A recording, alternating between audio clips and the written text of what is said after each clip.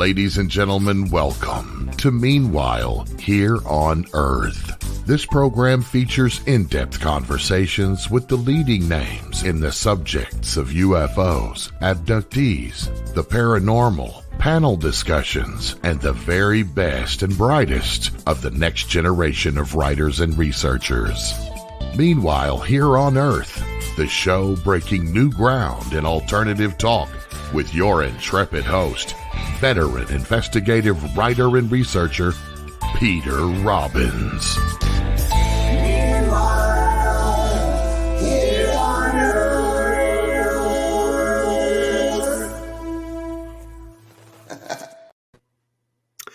Good afternoon, morning, or evening, depending on when you are tuning us in. And for all of the space people that are hearing this 1,000 years in the future, as radio waves continue on, and they're alternating between I Love Lucy and whatever shows they're watching or listening to. And I just see that my screen has gone blank. I will click on the magic button, and I am back. You are listening, of course, on KGRA, digital broadcasting to Meanwhile Here on Earth. You can subscribe to KGRA. And if you do and use my first name, Peter, as your subscription code, you will receive 30% off. That is right, 30%. Otherwise, you can listen to past episodes of Meanwhile Here on Earth on Spreaker.com, Spreaker.com. It takes 2 minutes to register, no strings, no cost. And there you go. The commercial part of the show is over. A brief word before we bring on our very special guest for tonight. I am back from the great state of Texas, where I spent 5 days as part of the Edinburgh UFO Festival and Conference, now in its 9th year. It's a conference that I've wanted to be invited to since it commenced. And boy, was I not disappointed. This part of Texas is 20 minutes from the Mexican border, and not surprisingly, the residents and, as a result, folks who attended our event were overwhelmingly Mexican and Mexican-American. So I had a chance to connect with an audience I never have before. I want to take a moment, though, to thank the city of Edinburgh for inviting me and for doing the spectacular job they did. Like a lot of my colleagues, I speak at a lot of conferences, although not much in the last 2 years. In fact, not at all in the last 2 years. But these folks really were above and beyond. I don't think an hour would pass at any point when one of the volunteers or folks who work for the city asked me if I needed anything, if they could get me another bottle of water. They covered all of our meals, not some of them. And it was so much appreciated. Also, and I've never done this before, and I may never again, the folks at the Holiday Inn Express, not a fancy hotel, but it's where the speaker stayed, also were above and beyond in their thoughtfulness and their kindness to all of us. And it was deeply appreciated. I can only say, I hope I get invited back in the future. And if fate or residency brings you to that part of Texas next year when they do the conference and festival, which was over the top and great fun, go. One last thing to add. Like a lot of municipalities, they have a number of special events over the year. And being a Mexican-American community, I was thrilled to see that in July they have something called the Frida Fest. I began my career in the arts. Frida Kahlo is by far my favorite painter that I'm aware of from Mexico. And the thought of attending an event dedicated to this great artist was really something special to consider. And to add to it, one of the events in the Frida Fest is a Frida Kahlo look-alike contest. And all I could visualize was several hundred beautiful Mexican-American women and girls with their hair up on top of their head in braids, one beautiful eyebrow, colorfully dressed. I thought I would pay good money to be there for that event. So thank you, Edinburgh. And our guest tonight is an old friend of mine, a close colleague who, like most of my good friends and close colleagues, I have not seen in a long time. Grant Cameron has had a UFO sighting in 1975, which caused him to spend most of his life looking into the UFO subject, consciousness, and the nature of reality. That is the bio introduction he submitted to me, far and away the most modest and shortest of any guest I've ever had in my history as a broadcaster. I will add that Grant is one of the great minds in this work for me and is an author of a number of fascinating books that we'll be discussing in part. But that said, Grant Cameron, welcome to Meanwhile Here on Earth. Well, Peter, thanks for having me on. I appreciate getting a chance to talk to you. And we've been in this field probably since, Jesus was a carpenter. UFOs were discovered and Jesus. Yes, exactly. By the way, I want to compliment you on the fact that, unlike most of us people in the work, you have made obviously millions of dollars, and you live in this beautiful, spacious millionaire's mansion on your green screen. And you have all the books you've ever written in behind you there. Well, exactly. Every single one of them is a book that I have written. It's actually another green screen of the local library to make me look smart. And I sure hope it works. That's what happens in the UFO community. There's so many people like Redfern and these guys who have written like 30, 40 books. It's like, forget about it. Redfern has written, I think, 140 books. He is a machine. He actually is an android. And I am proud to say I'm one of the few people in the work that knew Nick, met Nick before he wrote his first book. Again, back when Jesus walked the earth. Yes, we do have a number of incredibly prolific authors. You are merely prolific. I am not so prolific, but I want to start at the beginning. You are Canadian, and I congratulate you on that. Number one, where in Canada were you born? I was born right where I am right now in Winnipeg, Manitoba, Canada, which is the joke is it's the one city in Canada that even people in Canada don't want to visit. It's in the middle of the country, right above North Dakota. It's the coldest major city in the world, and it's fairly big, 700,000, and it's where I grew up, and I've been here my entire life, and that's where this whole thing started. And that's what was so significant about when it started, is it happened in a town about 35 miles southwest of the city. So I'm about 60 miles from the border, from the U.S. border. And This is closer to the border, maybe 25 miles from the border, southwest of the city. And it was a town called Carmen, Manitoba. And what obsessed me from day one was, what are they doing here? Like, I couldn't believe it. It's like, why would they come here? I mean, this town had nothing. It had 2,000 people. It was like a town for farmers. There was no industry. There was no weapons. There was nothing. And so when I first saw it the first night, it blew me away, because I had always said that when it started, I had no interest in UFOs. I had a big interest in near-death experience and dying. I'd done a paper at the university, a full-term paper where I'd gone to the hospitals and I'd asked all these bizarre questions at the hospital to the chaplains. Like, does anybody ever come to pick somebody up when they die? Does anybody ever have a near-death experience? And this is, you can remember, 75 was the first near-death experience book. This is about the same time. Wow. And then I would ask, is there any miracles? Does anybody ever get up and walk away? And they always said, yeah, it happens, but they always come back.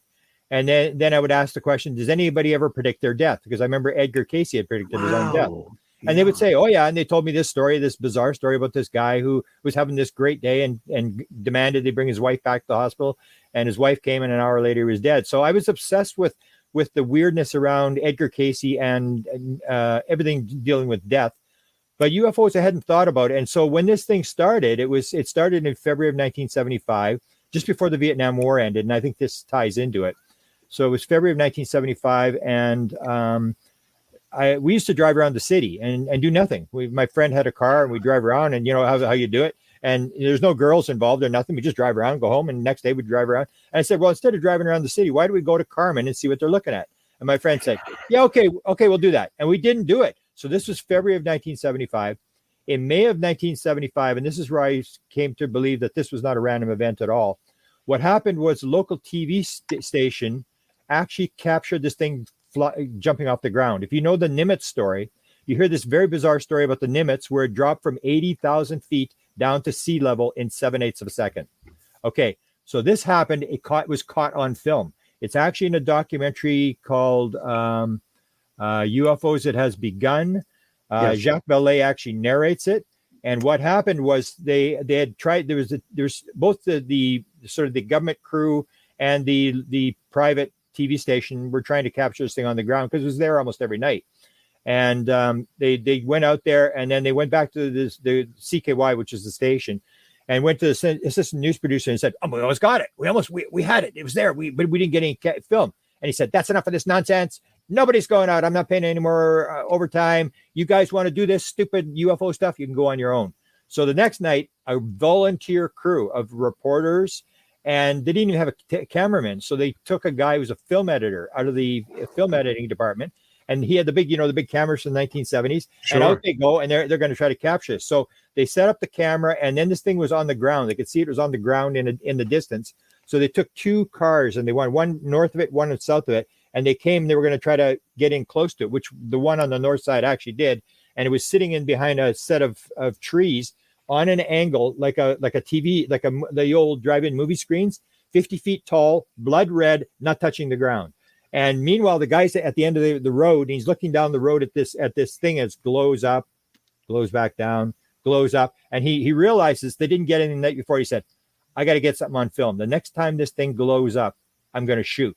So he goes, and the thing starts to glow. He pushes the camera, and it jumps into the air. It jumped there was rumors because Hynek came and picked up 2 copies.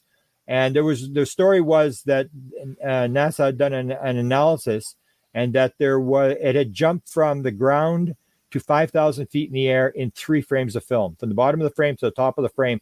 And in the middle frame, there was this, what we call, you'll see it in one of the guy that did all the films in Switzerland back in 75. It's called the flash. Billy Meyer. There's a flash frame in one of the Billy Meyer things. And what happened is that the first frame, it's on the bottom of the film. The second frame, you can see the horizon. And you can see these arcs of light, like humps of light on the side, 1 frame, so 1/24th of a second. And in the third frame, it's at the top of the frame. And then this guy films it as it goes across the sky. This thing goes viral. They slow it down, and it's moving in a wave. It's moving. It's actually not even moving like in a straight line. When you slow it down, you can see it's rotating, and it's actually moving up and down. So it became this very sort of viral film. NBC came and picked it up, and they actually went into the guy who had the shot it, this film editor, and they said, "NBC's going to interview you. Here's $50. Keep your mouth shut." Because that film had been shot on a volunteer basis. Now this thing was famous, and the CK would have it. So when I interviewed the guy later, I got a copy, and I said, "I need a copy of the film." And he said, "Well, I don't make copies for people." He said, "Every time I make a copy, it disappears." And I said, "Yeah." I finally talked him into it. And so he made me a copy of the film. And of course, when I sold my house, you think I could find that film? Absolutely not. And so when he left, when I wrote the book called Charlie Red Star, which is a story about this 1 year that this thing was there, I went back and I was talking to the cameraman, and or I went back to the station. And I said, "You still got the CKY film?" And they had said, "No, we looked for it. We don't know where it is. It's gone." And I know what happened. The guy said they never paid me for it. So when he left the station, he took the film with him. And so, but anyway, that's how it started for me. And the second night, so the first night we went out there, and I said, it was like buying the lottery ticket. You know, there's a chance you're going to win, but you're not going to win anything.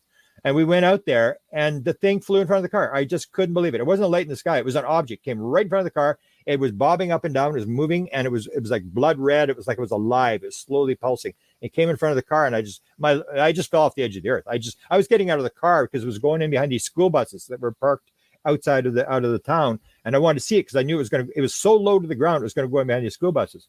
And then I saw it, and I just watched it flash, and it went off into the northeast. So 2 nights later, we went back out, same guy driving, another guy in the back seat, and we went out. We took a bunch of kids the second time. So there was 27 people when it first started. I dragged all my friends out there, and about an hour later, they said, "Nah, we're going back to Winnipeg." I said, "No, you got to see this, man. You got to see this. You're not going to believe this." And they said, "No, I remember. We're hungry. We're going back for pizza." And off they went. And by the time it was finished, there was started about 27, 28 people. There was about 8 people left when this thing finally came. And this time, these kids are sitting in the field, and it appeared in the west, and it came directly at us. It was flying directly at us, and it was this flashing thing, which I always describe to people where we get in this problem with UFO sightings, is that it can change shape, it can change its appearance. And that's what happened. It was this flashing thing that was flashing around in the sky. And I remember that there was a car beside us, and the guy had an 8mm 24 frames of film with this Nikon with a motor drive on it. When motor drives first came out, you remember they advanced the film, and he had it. I remember, and so this thing appeared, and it flashed once like a flash cube in the sky. And the one kid yelled out, he said, "Is that it?" And I went, "Yeah, I guess so." I didn't know. It didn't look like what I saw the first night. And then it flash. And it was jumping around the sky. And I remember the car beside us had 4 people in the car. And there was a girl and 3 guys. And the girl was crying. She's going, "I can't see it. I can't see it. Someone show it to me." And I could hear this camera going, click, zzz, click, zzz, click, zzz, click, zzz. And he's unloading the camera as this thing's coming at us. It flew directly at us, right in close, down low to the ground. And as it get in closer, it turned into this object I'd seen the first night, this red, what they called Charlie Red Star, like a red pulsing plasma object. And then it made this turn, and it flew off in the northeast again. And I remember as I was flying away, I remember it like it happened yesterday. I'm looking at it, I'm going, that could be from another planet. That is so wild. And then I'm going, but what the heck's it doing? And I always say to people, when people say that a UFO sighting, I always say, like, you remember the Bud Hopkins one, where Bud is 64, he's on the Cape there with these 2 guys, and the thing is there, and it's like, what was it doing? It wasn't doing anything. And I realized, like, it's not doing anything. It's just there. And it's like, it needs you to see it. And so when I ask people when they have sightings, I always say they had that sighting. I say, let me ask you a question. What was it doing? And they go, wasn't doing anything. and that's significant to me. Is it's supposed to indicate that maybe this is not random, that it's not really going anywhere. Because we used to have it like Canadian beer was much stronger than American beer. So that was the joke we made, because it would come from the United States. And then we'd say, oh, they're coming to do a beer run. They're getting some Canadian beer and they're taking it back to the States. So this qualifies as one of the most life-changing and in the immediate moment, like my childhood event, except that I repressed it for years, imaginable. But I want to take you back before we proceed forward to the very beginning. You are born in this marvelous piece of real estate that everybody wants to live in. What were your parents doing there? Did your father... Were they under the control of aliens themselves, that they had to settle in this place, or he had a job there that he liked, or your mom? How did that happen? We are actually the first, we're called Sakach settlers. So in 1812, we came, my ancestors came from Scotland and came in and stole all the land from the Indians. And we actually had a piece of land. My great-great-grandfather had a piece of land that today would be worth billions of dollars, right in the middle of the city. And it was half a mile across, runs where the art gallery is, where the University of Winnipeg is. And he donated all he had to the church when he left. So I didn't get to inherit the money. But anyway, they came in, and my father was in the Air Force. Okay. So he was in the Air Force. His father was a lawyer. And my father actually had a sighting about the same time as me, maybe a bit later, 76, 77. He was a pilot for the Air Force, and then he went in. He was a pilot for the Department of Transport, which is significant because that's the government department that ran the UFO study. Wilbur Smith. And my father, I remember, used to fly Hellier around, and he didn't like Hellier at all. He thought Hellier was, not a very good guy. And so he would gone to the government to work at the Department of Transport, and he was an aviation inspector. So he'd fly up into the Arctic, and he'd fly inspecting runways and have complaints about, buildings near the noise complaints and stuff like that. But I remember when he had his sighting, he told me the story. He came home, and he always liked to play the skeptic, which I always sort of recognize as being a good thing now. Is I always knew that I had to have my facts, all my ducks in a row, or he was going to smash me good. Yep. So he came home and he said, "I saw a UFO today." And I thought he was joking, because he's always wanted to play the skeptic. And then he told me the story. He's coming into Winnipeg. He's flying a DC-3, and he's at about 12,000 feet. They're getting ready to land. They're coming in about 50 miles out. There's another plane. I can't remember the second plane, but the third plane was a DC-9, the old DC-9s. And it was above him at 30,000 feet. And he said right in behind the DC-9, like right in behind it, was this big, huge circular disc being behind the craft. So he was the pilot, and he looked over at the other guy. He said, "You see that?" And they're looking up at it and go, "Yeah, I see it." And then they radioed Winnipeg, and they say, "What do you got on the radar?" And the guy said, "Well, we got you. We got this other plane. I can't remember what the second plane was. And then we got the DC-9 at 30,000 feet." And he said, "What do you got behind the DC-9?" He said, "We got nothing. We just got the DC-9." He said, "You got to have something. We're looking at it."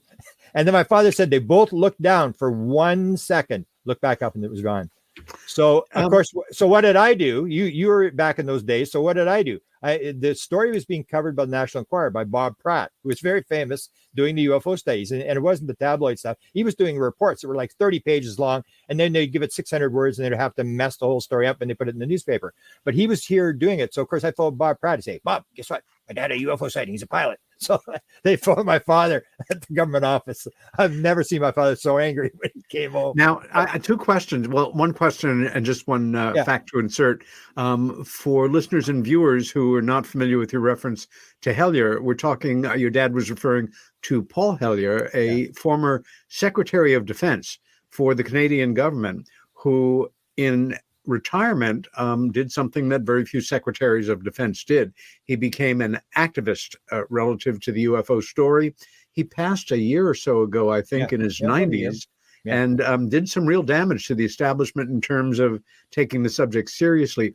Also, once this had happened to your father, upon reflection, was he able to explain it away in conventional terms? Or he just told me it was a weather balloon. I think it was a weather balloon. That's what he said. I think it was a weather balloon.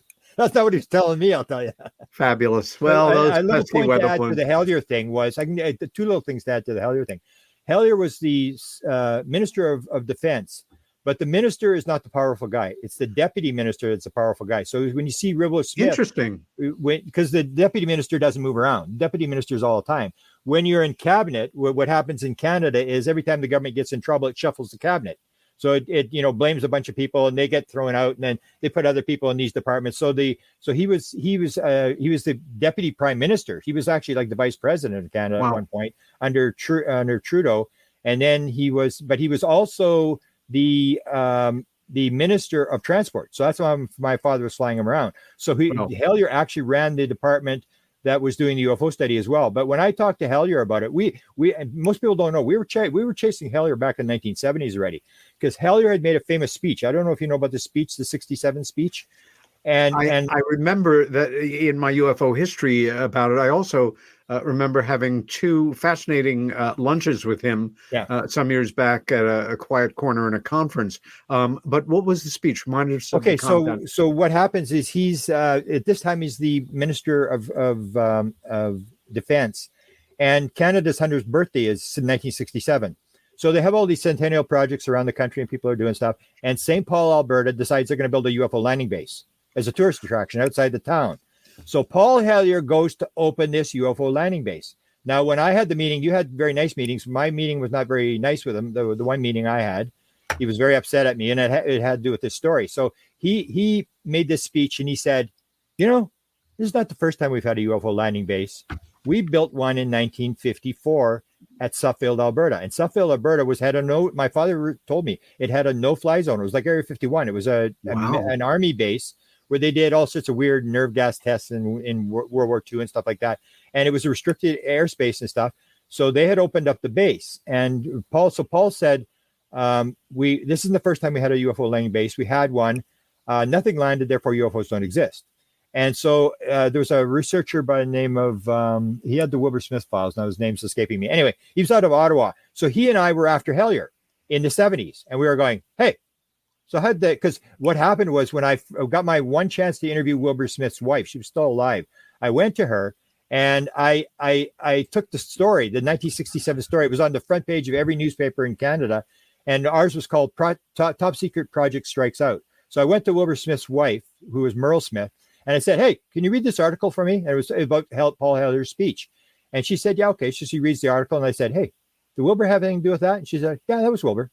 And I said, so what happened? She said, Wilbur had gone to the Canadian government. And he had said, if you quit trying to shoot these stupid things down, I'm in contact with an alien by the name of Alpha. I'll get him to land. But you have to give an agreement that you will allow it to land without trying to shoot it down. This is being told to me by Wilbur Smith's wife, widow. And so they made an agreement. There's the minister of the defense was involved, the Royal Canadian Mounted Police was involved, and the cabinet of the government was involved. So they made this agreement, and so they opened the base. And then what happened was AFA wanted an agreement that he would be allowed to take off without any interference once the meeting with the government had taken place. You got to remember, this is the same year of the story of Eisenhower going to Edwards Air Force Base. It's the same thing. And there was a story about in England, if you remember the story about Prince Charles's aide gets visited in 1954 by a being, and he's to translate this message to Prince Philip. So anyway, he made this speech, and in there, this whole deal about the base, but he doesn't say why they opened the base. And so Wilbur Smith's wife told me that it had gone to the Royal Canadian Mounted Police. That said, we're okay with that. The military had said, we're okay with that. They went to cabinet. It was in the cabinet, and they said, no, they couldn't give 100% guarantee that it'll be allowed to take it off. So Wilbur Smith said, that's it. Nobody's landing. They called the whole thing off. So that was the story that we knew. So we went after Heller in the 1970s, and we said to Paul Heller, we said, Paul, how did they know where to land? How did they know where to go? Suffield, Alberta is in the middle of nowhere. How did they know? And he was very nice about it. He said, well, he says, there was a guy that told me the story. I said, where did you hear the story from? Who told you the story? And he said, well, there's this guy. He was a Royal Canadian Mounted Police guy, but he was the expert on defense, on UFOs for the Defense Department. But I can't remember his name. So of course, I have my old website, and I put on my name. I go, yeah, who's going to believe that? He said the expert on UFOs, and Paul Heller doesn't remember his name. And then, so the meeting I had with him was in Washington at one of Steve Bassett's X conferences. He comes down. He's a big, huge guy. He's very, very powerful looking guy. And he says, Mr. Cameron, I'd like to have breakfast with you. And I go, oh my God, I went to breakfast with the former Minister of Defense. My father flew him around and stuff. I go, oh, this is pretty cool. So I come down, and here he comes. He's got these documents under his arm, and he sits down at the breakfast table. And this is what he says. First thing he says, Mr. Cameron, I may be many things, but one of them isn't a liar. And I knew exactly what he was talking about, this fact that he couldn't remember the guy's name. And so he went and he said, I didn't know anything. I didn't know anything when I was in the defense. There was documents. I was putting the forces together. We've got an amalgamated force, one force, the Army, Air, Navy, all together. It's not separate like in the United States. And he said, that's what I was busy doing when I was Minister of Defense and there was UFOs. I had no interest in it. And he said, and I don't even remember giving the speech. And I didn't write the speeches. And I knew that from working for the presidents, that most of the speeches they don't write. Somebody else writes it for him. He just reads the speech. So I said, okay, fine, And then he pulls these documents. He puts these documents on the table. He says, look at these documents. And I look at, and they're all the documents from the National Research Council, from the Department of Transport and stuff. And they're just citing reports. They're there's no top secret. There's no correspondence between officials and stuff like that. And I said, well, Paul, I've seen this. This is all out or whatever. But later on, he actually went. He told the story to me and this other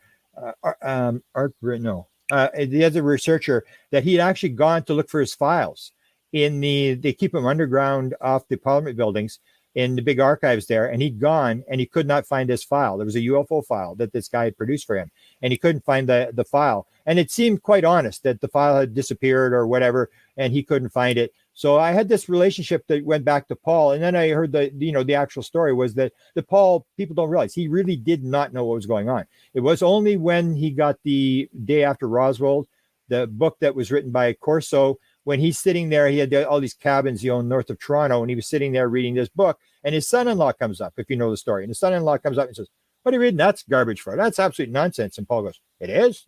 And he says, that's nuts. Come on, you can't read that kind of stuff. But the guy had worked for a general, the son-in-law. And then he went and he talked to the general. This is this 2-star general. And he'd come back to Paul and he said, I talked to the general, and he said, you need to phone him. So Paul phones this guy, and Paul says, is it true? And that's when the general says, it's all true and more. And that's when Paul goes off the deep end and realizes we've been had here. And he suddenly goes on this rant about how the government has withheld all this stuff. And a lot of the stuff he was just repeating from other people, but it still worked to on our benefit.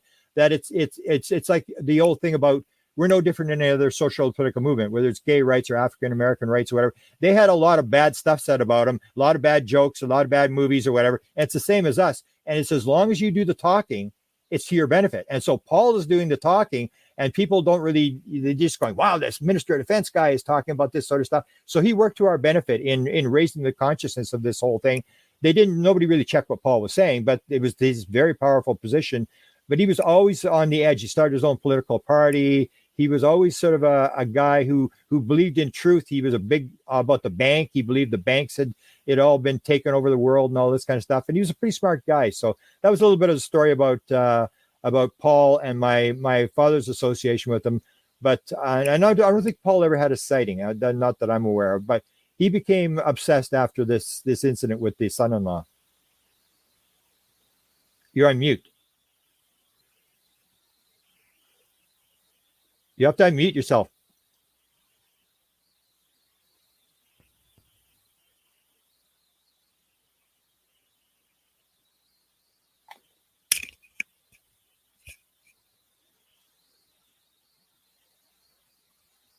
Sorry about that. Yeah, okay. Going back once again to Grant Cameron, the child. I'm assuming based on your current ability to communicate at a very high speed sometimes, that you were a very shy child who had to be coaxed out of your shell. You were comfortable speaking in front of class, that kind of thing? Yeah. My mother had wanted to be a minister. And I had sort of intended to do this until I sort of lost faith in the whole thing of what was going on or whatever. But that was her dream for me to. So I was preaching in church at, 10, 12 years old, and I ran the Sunday school. So I would give a thing every Sunday. So I was sort of used to speaking in public. And that's where the whole thing about the mysterious part was. I say this whole mystery sort of comes down to the fact that we have to realize we came into the world to do something. Right. We're here, not by accident, and we're going to leave. Yeah. And most people don't spend 10 minutes of their life trying to figure out, why am I here? But I had spent my entire life on this whole thing about what it's all about. Why am I here? And I guess that's why I became so fascinated with the UFO thing, was like, wow, because and I point this out to people, you have to have empathy for people who haven't seen UFO sightings. Because if I had not seen a UFO sighting, and if I had 5 close encounters during that period of time, if I hadn't had that, I might be just as stupid as the rest of them. Because that if you take the 100 things, if you list, and I've looked it up numerous times, if you take a look at the 100 things that people think are most important in America, nobody ever puts UFOs. It's not even in the top 100. And we sort of think it's an important issue, and it may be an important issue, but most people are just busy living lives of quiet desperation. Yeah. Whereas I was in a situation where, I had to work and stuff, but work to me was always to pay the bills so I could do the UFO thing. And the minute I could retire, I was out of there, and then I could do it full time. So it was always this driving mystery of what's really going on. And I was having this stuff like the UFO thing, the consciousness download in 2012, these weird things that happened to me. They just we're going to get to that in a minute, because I remember that. And what I want to ask you is, when you came on the scene in the UFO world, like everybody else, my attention was taken by the fact that this Canadian has become the world's ranking expert, and I'm not being facetious here, on the presidents of the United States involvement or lack of involvement, and where there was an involvement, hyper-specific, on the subject of UFOs. How did that happen? What was the impetus for that? That comes to the second night. So I'm standing there watching it the second night, and I say, that could be from another planet. That is just bizarre. I mean, I just felt so lucky. It's like, man, I actually got to see something like that. It was just because you heard the stories and stuff. And then I sat there and I said, what's it doing? It's not doing anything. And so I was curious. And so I went and I interviewed people, hundreds of people in the town. And like half the town had seen it. And it would be the same thing. You'd say, hey, Peter, I heard you saw a UFO. And they go, who said I saw a UFO? And they say, oh, so-and-so said you saw a UFO. That wasn't anything. And I said, well, tell me a story. Oh, I was driving down the road, and this thing landed in the middle of the road, and it stuff blocked and it'd be this bizarre story. And then at the end of the story, they'd always say, I wasn't the only one that saw it, and they'd give you 5 names. And I had this list of all these names, and I interviewed all these people and the landing traces, which don't happen anymore. I did the landing traces. There was one that was probably an abduction case, which was a very bizarre case where it was a family of Jehovah's Witnesses, where I was brought in on a Wednesday night when the mother went to church, because this is the demons. You're not talking to my kid. My kid's got this problem, but you're not talking to him. And he had a real close encounter urinating off the front porch. They didn't have any door plumbing. But anyway, so I gathered all this material, and then I thought, oh, I'm going to be a millionaire. I got this all figured out, man. I got all these stories. And I wrote this book called Tales of Charlie Red Star. And the wife of the guy who owned the airport helped me put the book together and to send it out. And one publisher read it. Nobody could care less. And the local publisher said to me, and this is a famous story. The local publisher said to me, Mr. Cameron, you may believe in this kind of stuff. Count me among the unbelievers. And I went, are you kidding me? I go, that's it for UFO sightings. No more UFO sightings. This is a waste of time. And I actually put it in the book. I said, these are things you can tell your kids when you grow old and gray. This ain't proving anything. And I said, enough of this. I'm going to find out what's going on because I wanted to know, why was it in Carmen? What the heck's going on? And I said, I'm just this little kid from Canada. I don't have any real expertise or whatever. There's somebody's got to know what's going on here. Yeah. So that's why and you see these synchronistic events. So my father has a guy in his office. He's a radar tech. And he actually was involved in a downing of a U-2. Somebody wrote it up as a UFO crash, but he maintained it was a U-2 that had come down coming over the pole. He was a radar tech. And so my father says, oh, Ernie Epp has had a sighting. He wants to talk to you. So I said, okay. So I go see this Ernie Epp guy. And he tells me a sighting. It was just a light in the sky thing. And then he says, if you want to, and this is a synchronicity thing, if you really want to know what's going on with UFOs, you should study what the Canadian government was doing back in the 1950s. He said, I used to work on the program. I said, you did? And then he said, yeah. He said, I worked for this guy by the name of Wilbur Smith. And the guy, he said, was the smartest engineer I had ever seen in my life. Yeah. He was absolutely crazy. The UFOs were landing in his backyard. He was talking to aliens. I went, he was what? I couldn't believe it. I could not go to Ottawa fast enough. Wilbur had died by then, but his wife was still alive. So I contacted his wife. And I said, I want to come to Ottawa. I want to talk to you or whatever about your husband's work. And she actually wrote a guy who was the guy who did the metallurgic analysis, who lived in Manitoba where I lived. He tried to get away from the UFO thing. He said ruined his career. He was with with the Defense Research Board.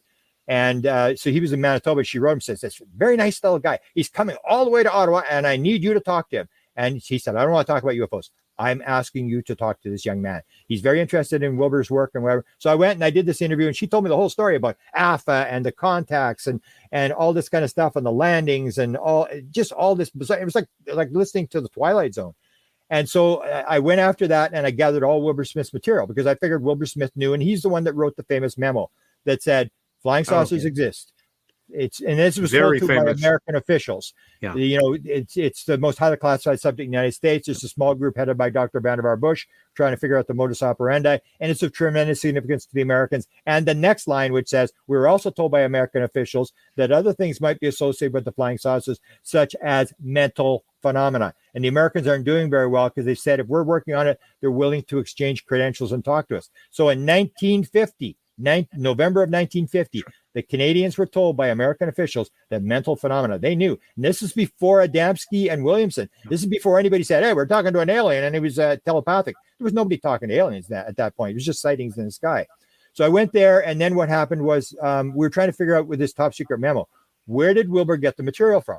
And I would ask his wife, I said, who was he dealing with the United States?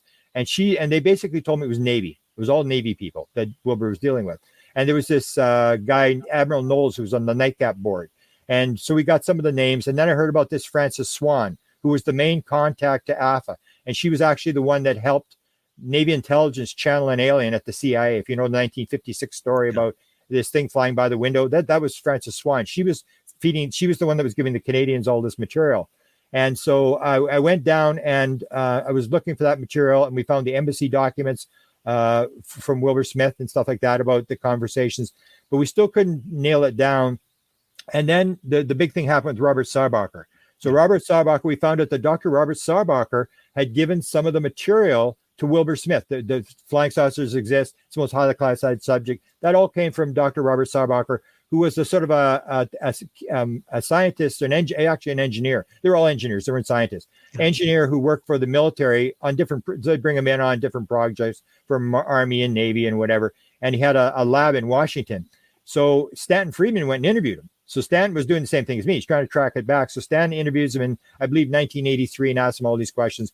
And he says, well, who was at this meeting? Because what Sarbacher was saying was in 1950, there had been a briefing at Wright-Patterson Air Force Base for all the scientists and engineers to find out what they had discovered from whatever crash. And I guess it was the Roswell crash. And he said, I couldn't go. I was working on the dew line. They're building the radar on the dew line in Canada. He said, I had this big project. I couldn't go. So Stan says, well, who went? And he said, oh, Von Braun was there. Bush was there. And von Neumann was there. And then Stan says, they're all dead guys. Is there anybody might still be alive? And he said, oh yeah, there's this one guy. He was a real loudmouth guy. He was really arrogant. He lives in Penn State. He had a company like I did, and he knew everything. He went to all the meetings. And then Bill Steinman, a researcher who'd been gone out of the field for a long time, actually tracked it down and said, it's Dr. Eric Walker, the former president of Penn State University, who ran the Institute for Defense Analysis, the top military think tank in the country. He was the chairman of the board. He had 14 honorary doctorate degrees. He had done for Eisenhower an engineering education study. He had all this stuff. He's the co-developer of the homing torpedo during World War II. So we started going after him to get him to talk. And then at one point, that's when he said he was going to give his files. He was with the Research and Development Board when this briefing took place. He was the second top guy. And that's where we're looking for these files. And he said he was going to give them to the Truman Library. So that's when I went to the Truman Library looking for the Walker files. And while I was there was really nothing. There was a couple of pages that talked about Walker, but nothing significant. And that's when I said to him, hey, what do you got on UFOs? I thought, I meant here, the president's got to know. He's the most powerful guy in the world. I know what's going on. And then I said, what do you got? And they said, oh, we got all these telegrams that were sent in 1952 for the shoot down order, telling people not to shoot it down. And we got a couple of telegrams from guys. I said, that's it? That's all you got? And then the Eisenhower Library was just down the road. It's maybe 2 hours west of there. So I said, I'll go to the Eisenhower Library. So I went to the Eisenhower Library. I said, how many pages of files we got? He said 28 million pages. And it's very formal. Like everybody wears ties there and stuff. And you go in there, and then the guy pulled out 5 documents. One was the CIA memo, which was actually written under Truman, the CIA investigation, the Robertson panel. Sure. But it was in the Eisenhower Library because it happened at the very end of the administration. And so I had that and a couple of documents. Said, that's it, 5 documents. And then I realized something was up. Like, come on, 28. This guy's got to know what's going on. And that's why I started the pursuit, going from archives to archives to archives, trying to find out what the president of the United States knew about UFOs. Got it. Again, for a lot of us, we've gotten to know each other, at the bar, after a talk, at a conference in some city or another, and see each other once a year, once every 2 years or something. For some of us, it goes back before email. But, granted, we were friendly acquaintances and then became friends. Yeah. And you were, of course, this was your thing, UFOs in the President. By the way, is your terrific website still up, even if you're not adding to it, UFOs in the Presidents? No, I took it down. I made the mistake of delegating stuff because I was so busy doing stuff. So I delegated it, and then the guy put up a really nice website. And then he said he lost his job. So I recovered some of the material, but I moved on to like what we're doing now with podcasts. When I suddenly realized you could do, with podcasts or YouTubes, you could have like 100,000 people watching, and I go, that's stadiums full of people. So I went to that, and I did get some hassle when I left the president. I actually dropped the president. I've done the Obama stuff, which we can maybe talk about. Yes. I filed 30 FOIs with the Obama administration. Yeah. And I've got the briefing that was given to Obama. I know who gave the briefing. I know when the briefing was given. I know what the subject of the briefing was and all this kind of stuff. So I've filed all these things with the names, and the names haven't been rejected. And so we may get something there. And that's what I did with the Clintons as well. So even though I haven't read the material, I filed all these different things and then go in to an archives and just photograph everything. And so I still work on it. But I remember when I left, Jerry Pippin, if you remember Jerry Pippin, very famous. Yeah, God rest his soul. He was a great broadcaster. Yeah, that's when he said to me, he said, Grant, I can't believe you've done this. You were the president guy. You were the guy with the presidency of the United States. And you left that to go do this woo-woo stuff. And I said, I'll tell you what, Jerry, I didn't actually go. I got teleported. And it was the same thing. It was like, and that's what I got dragged in. That's what I want to jump into right now, because you were always a fascinating speaker on this subject, and as a passionate amateur historian of post-war history primarily, as well as aspects of ancient history, I loved your old lectures. And I remember being in the audience. It was 10 years ago, a little bit less. I couldn't tell you where we were speaking, maybe somewhere in the Midwest. But you basically gave a quick coda and said, something has happened to me. I've had, in so many words, a download of information. And I want to talk to you about UFOs and consciousness. And my first thought, not vibrating at a very high frequency. I am a very nuts and bolts person, as most people know, in terms of my work. I like to couch it in post-war work, in post-war history. I find some of my most solid contributions are geared not to get people into the inner sanctum, but to get them into the foyer, to get them through the front door, so that they can come away from a talk and say, he didn't seem crazy. He's talking about real history there. He's showing authentic, genuine, declassified documents. It's level one, so to say. All of a sudden, my thought was, like Jerry Pippin, what the happened to my friend Grant? And the more I listened, the more I thought, fuck, something profound has happened to this guy. You are such a sharp intellect. And one of the things I always appreciated about you is you always went the extra mile, not to do online research or even, book research. You went to the archives. You interviewed the people. You were obsessive in the most positive, upbeat manner about getting the job done at that level. And all of a sudden, you were vibrating on a higher frequency. And what I'd like you to do right now, especially for folks who are either new to the subject or, think more in terms of nuts and bolts, give us in a few minutes, because we actually, we have about 10 minutes before the break, talk to us about what happened and how you put together that first talk, because it may have been your first talk. I mean, you really... I don't think you had talked about it before that. I remember speaking to you briefly about it after, but spending the rest of the conference primarily processing for myself what you had said.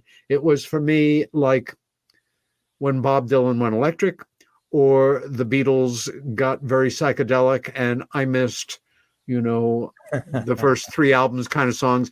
You had taken off straight up like a rocket. Talk to us. So what's happening is, and I don't realize it, like you sort of get into a funk where, like, UFO communities like that now, like when we get disclosure and everybody's all frustrated or whatever. So I was sort of like that. I was collecting the stories or whatever and telling the stories of the presidents, whatever. But I knew there was no documents in the archives. There basically is nothing. And it's a subject that if you go back to 1948, where General Landry is brought in as the air advisor to Truman, and Truman says, I need you to give me a briefing every 3 months orally. They knew in 1948, you don't write this stuff down. So I've been going to the archives, but like I went to the Clinton Library.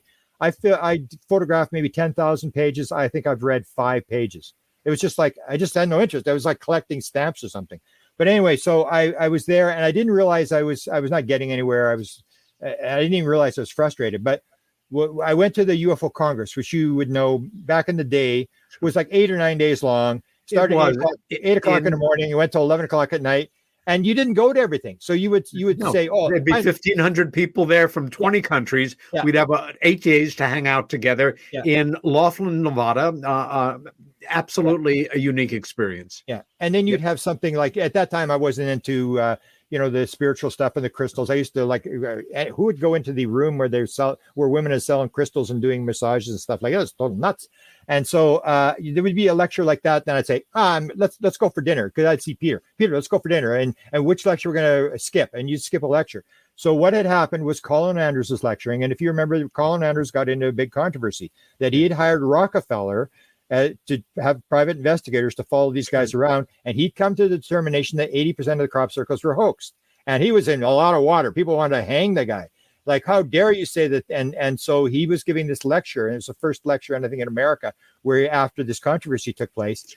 And I'm going, I'm not into crop circles. I'm really not interested to go watch crop circles. And I'm thinking, well, he's, this controversy. I wonder what he's going to say. And then I'm thinking, he's a respected guy. It's like going to see Elvis. Like, he's a big guy. Like, I guess I should go see him. So I go into the lecture, and I wrote a book called Contact Modalities, which talks about how this process works. And there's different modalities. My modality to get into the field of where all the information is, this consciousness field, is I daydream.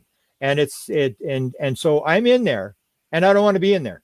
I'm listening to the lecture, and he's talking about the fact that not only are the beings creating the crop circles, but the 80% hoax crop circles, they're doing those ones too. they're telling the crop circle hoaxers what to put down. And he has this information that sounded pretty good.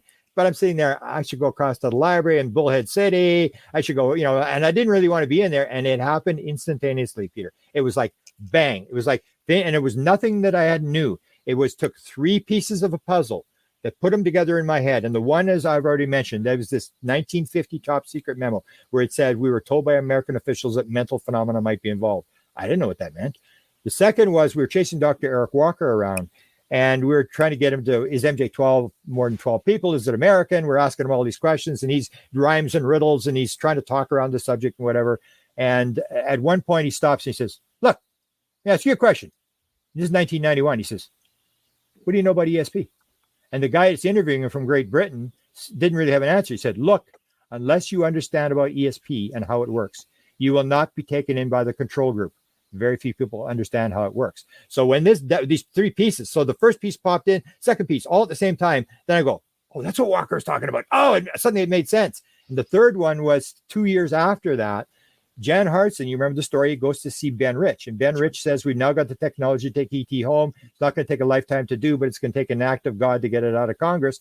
Jan Hartson, and this is where it all comes down. It's not random. Jan Hartson has a sighting with his brother at 9 or 10 years old in the backyard. They want to build a flying saucer. They're 50 feet away from 30 feet away from this thing. And he's trying to get a camera and all this sort of stuff. And he becomes fascinated. He becomes an electrical engineer to build a flying saucer. And his whole life, he's obsessed with this thing. So when Ben Rich said that, he said to this guy who was beside him, he said, you heard what he said? You heard what he said? And so they asked these questions. And as he's leaving, Jan Hartson realized this is his one chance. He goes running after him as he's going out the door. And he said, Ben, I need to know how to get here. How does the propulsion system work? And Ben turns around and says exactly what Walker said. Exactly. He said, let me ask you a question. What do you know about ESP? And Jan Hartson says, it means everything in time and space is connected. He said, that's how it works. Gets in his car and drives away. And those are the 3 pieces that came together. And it's like, that's how it works. It's like, oh, but I didn't know it was consciousness. I thought it was consciousness. I didn't know it was law and local consciousness. So it's sort of more material sort of filtered in after that. But I was just blown away. And as I make the joke, like in 2012, seriously, I couldn't have spelled consciousness and I couldn't have cared less. I had no interest. But when it happens to you, it's like a UFO sighting. When it happens to you, it's a different ballgame altogether. You're in it. And it comes with absolute certainty. When I wrote the contact modality book, the thing I did, how much minute we got a minute? I got 1 minute to tell you here. When I first had this download, so I identified this as a download. I said, oh, I wonder if this is anybody. I went on Google and I started looking around and I realized the first one I came across was the song Yesterday by Paul McCartney. He wakes up in the middle of the night and he's got the piano in the room and he hears this song with the whole song and he calls it fried eggs or whatever he was going to call it, whatever. And he writes the song down quickly. And then he goes to all his friends. He said, you ever heard this song? Because he was sure someone else had written it. And everybody said, no, I never heard that song before. And I realized like, oh, Paul McCartney had a download like that. And I realized that this was significant, that there was some technique to this. And what I would say it is, and it's summing it all up, is it's the ability to shut down the rational ego, rational mind, cut out the signal, the noise in the signal, and pick it up. So if you're regressing somebody, you quiet the mind. If you're doing that, you see it all the time. It's a head injury that shuts it down where you get thrown into the thing. And I realized that all these people had it, but it comes with absolute certainty, which is the hardest part to explain to people, where you say, I know this is true. This is not a good idea. It came in my head. And then I had the second one in 2017, which was much more lengthy, came to me 24 different things, but that's what got me down this thing where I realized there was this, the information was in the field. Even if you see the free survey, they say that free survey says of all experiencers, 3,200 experiencers, of the people who answered the question, 40% of them say at one point during their UFO experience, they knew the answer to everything in the universe. If you look at the near-death experience survey, 31% of people who've had near-death experiences say at one point during their experience, they knew the answer to everything in the universe, which doesn't make any sense, except that it appears that all the answers may be there. And it's the ability to access the answers, to get in the field, get the material, and bring it back. Hold that thought, except for one thing we should mention, that download into Paul McCartney's head that had a working title of Scrambled Eggs, that became a fairly well-known song, didn't it? I think it was the most produced song of the 20th century, yeah. And all of the songs, if you take a look at all of the major mention songs, what that song became. Which song? Scrambled Eggs. Yesterday. Exactly. Yeah. Hold that thought. We are going to go to a break. This is Peter Robbins with my special guest, the entire consciousness of the universe, and Grant Cameron. We're going to be back in about 4 minutes or so. Stay with us.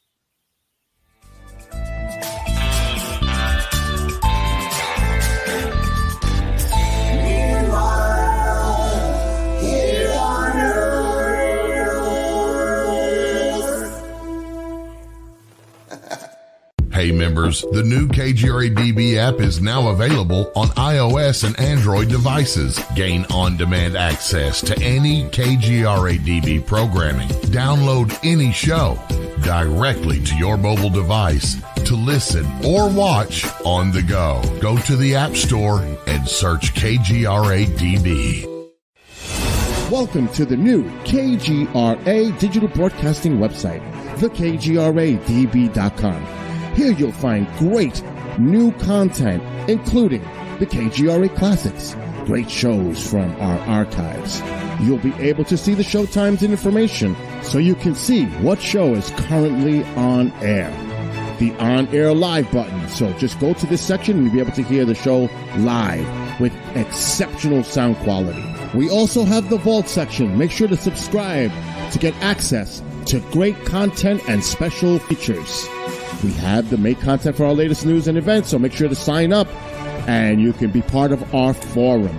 So make sure to check out the new KGRA digital broadcasting website, thekgradb.com. We look forward to seeing you there, and we hope that you enjoy the new website.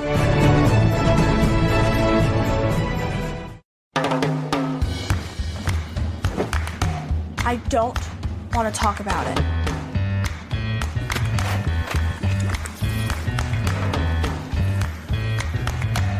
I don't want to talk about it.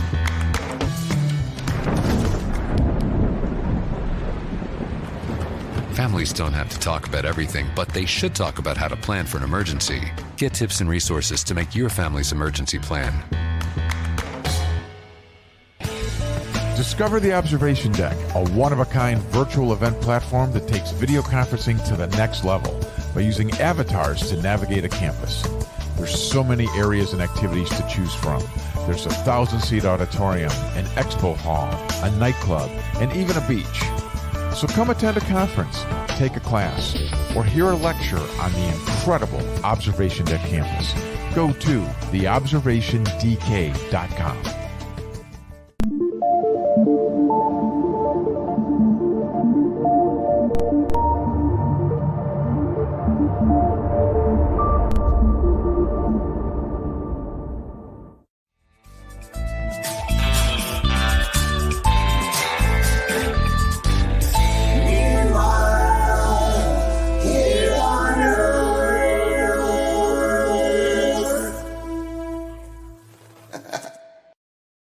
And we are back, and let me get myself back up there. I seem to keep disappearing.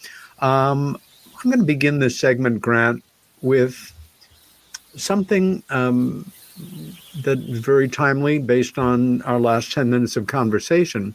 In 1991, at a conference that ran for 10 years in North Haven, Connecticut, called the... I'll think of it in a second. I happened to be speaking on the same docket as an English researcher in this country for the very first time. The Omega conferences is what they were.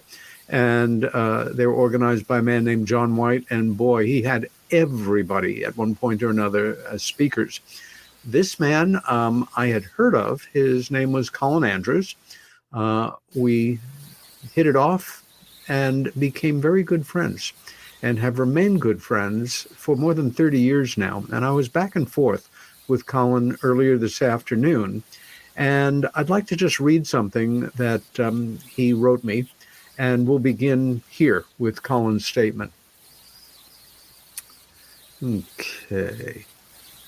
As you and Grant are aware, the bizarre intelligence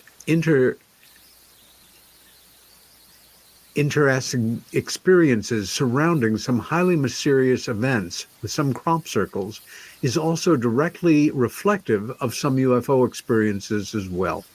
This realization led me 2 decades ago to concentrate my own research on consciousness.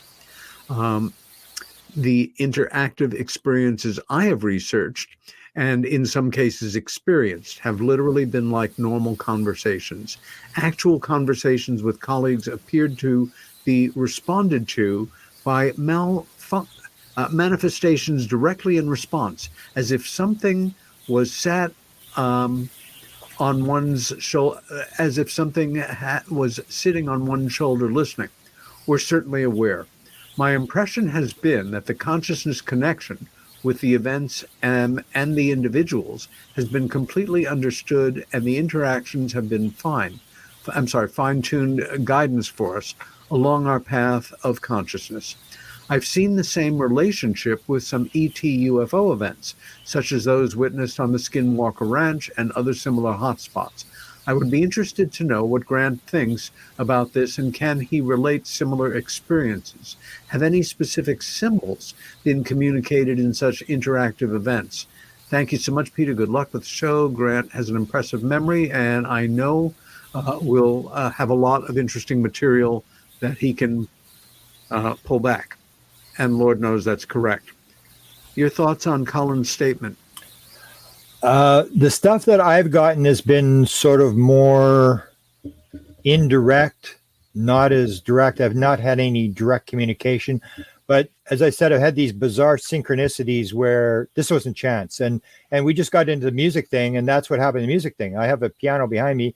I cannot play. They put me in piano lessons for 6 months and pulled me out. My whole family's musical. My mother was a church organist for like 40 years. My father built theater organs. My sisters were on tour and stuff like that. I had nothing.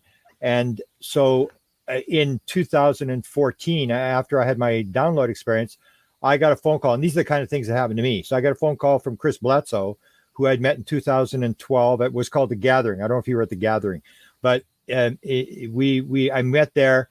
And then I had a very bizarre experience. I don't know if you want to hear it, but I had a very bizarre experience at his house that I knew this was the real deal. And then in 2014, he phones me up and he says, "Hey, Grant, I got a message from the Guardians for you." I said, "What? They gave you a message for me?" So I go, "Okay, what is it?" He said, "They want you to know the messages in the music." And I go, "Oh, well, Chris, you may be talking to the wrong guy, because I don't listen to music. I have no interest in music. I don't play music. I have nothing to do with music." And he says, "Well, one song you should listen to here is Kashmir from Led Zeppelin." And I go, "Whatever, Chris, like it, whatever." And he's going on about Kashmir. And then he says, "And the other song you should listen to," and this is the catch. There's no way this is a coincidence. He says, "And the other one you should listen to is a song called After the Gold Rush by Neil Young." Oh. And I said, "Neil Young?" I said, "Neil Young's involved in this thing?" He said, "Yeah."